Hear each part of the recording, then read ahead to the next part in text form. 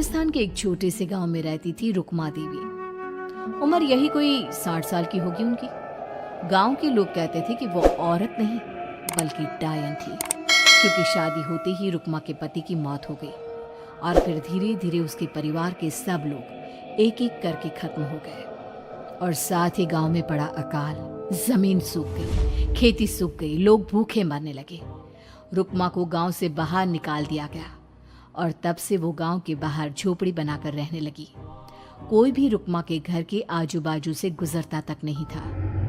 एक दिन गांव के रहने वाले रतन और उसकी पत्नी आनंदी को दूसरे गांव से आते वक्त रात हो गई और अंधेरे में रास्ता भटक के वो रुक्मा की झोपड़ी के पास जा पहुंचे। अरे आनंदी, ये क्या हो गया? हम तो रुक्मा डायन की झोपड़ी के पास आ पहुंचे। अब तो सब बुरा होगा। जल्दी जल्दी से निकल यहाँ से। हाँ जी, सही कहते हैं आप। ये डायन हमको खा जाएगी। जल्दी भागो यहाँ से। तभी रुक्मा झोपड़ी से बाहर आती है। अरे रुको, तुम लोग यहाँ मेरी झोपड़ी में आराम कर लो और देखो, इस रास्ते पर आगे मत जाना। हाँ हाँ, हमें आगे जाने से इसलिए रोक रही है ना, ताकि हमें मार डाले तू। अरे ना ना, मैं तो तुम्हारी जान बचाना चाहती हूँ, मेरी बात तो सुनो। डर की वजह से आनंदी और रतन वहां से भाग जाते हैं, लेकिन फिर अगले दिन गांव में खबर फैलती है कि रतन और आनंदी ने अपने घर में फांसी लगाकर आत्महत्या कर ली। वजह क्या थी किसी की समझ में नहीं आया। अगले दिन गांव में जोर का तूफान आया और भयानक तरीके से किसी के रोने की आवाज गूंजने लगी।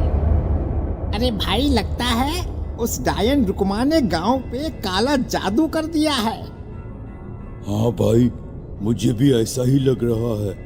लगता है कल आनंदी और रतन मर गए। लगता है ये उसी का किया धरा है। हमें सरपंच के पास चलना चाहिए। वो दोनों आदमी सरपंच के घर पहुंचते हैं। अरे, तुम इस वक्त यहाँ पर क्यों आए हो? जानते नहीं बाहर क्या हो रहा है? कितनी डरावनी आवाज गांव में गूंज रही है। बस मालिक, किसी तरह आ गए। पूरे गांव वालों की जिंदगी का सवाल है। अरे मालिक, ऐसे तो सब एक एक करके मर जाएंगे। तो क्या चाहते हो? क्या किया जाए? मालिक, हमें रुक्मा को मारना होगा। अरे जब तक वो डायन गांव में जिंदा रहेगी तब तक गांव में ये सब होता ही रहेगा। शायद ठीक कह रहे हो तुम लोग, मगर ये काम करेगा कौन? मालिक, अगर आप कहे तो हम दोनों मिलके इस काम को अंजाम दे दे। बस आपको हमें यकीन दिलाना होगा कि हम पकड़े नहीं जाएंगे। ठीक है, लेकिन बाहर जो आतंक का साया है उसमें तुम दोनों रुक्मा तक पहुंचोगे कैसे? हैं? क्या तुम्हें डर नहीं लगता? मालिक, आप उसकी चिंता ना करें। काल भैरव का भभूत है हमारे पास। रुक्मा तक पहुंचकर आसानी से मौत के घाट उतार देंगे उसको। हाँ, मैं भी चलूंगा तुम लोगों के साथ। उस डायन को मरते हुए देखने की बड़ी इच्छा है मुझे। सरपंच उन दोनों लोगों के साथ गांव के बाहर की तरफ चल देता है। गांव में घनघोर काली रात पसरी हुई थी और दिल दहलाने वाली चीख की आवाज माहौल को बेहद खौफनाक बना रही थी।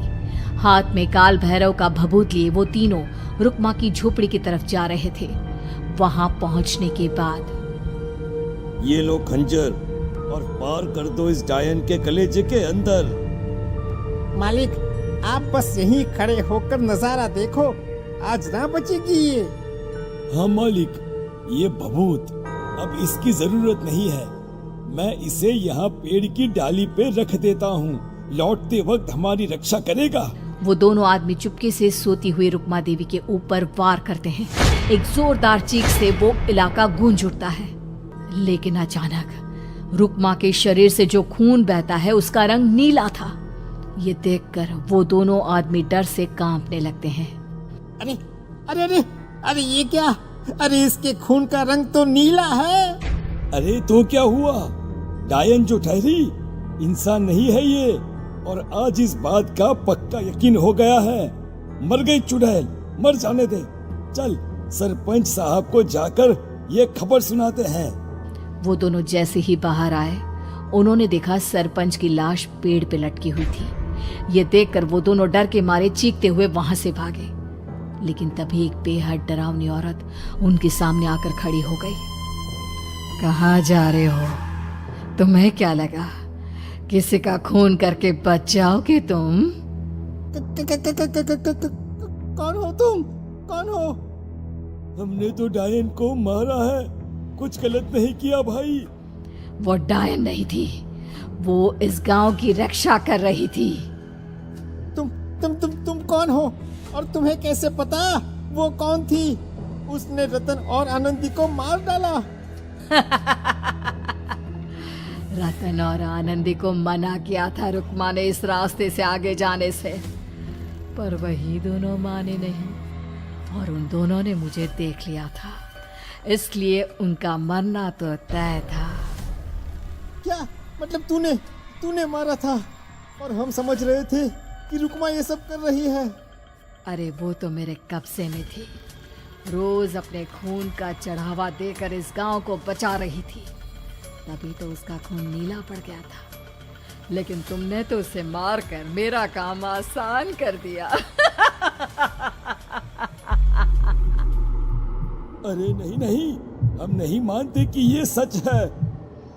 नहीं मानते तो बताओ सरपंच कैसे मरा फिर?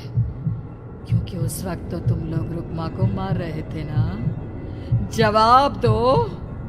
हाँ बात तो सही है, इसका मतलब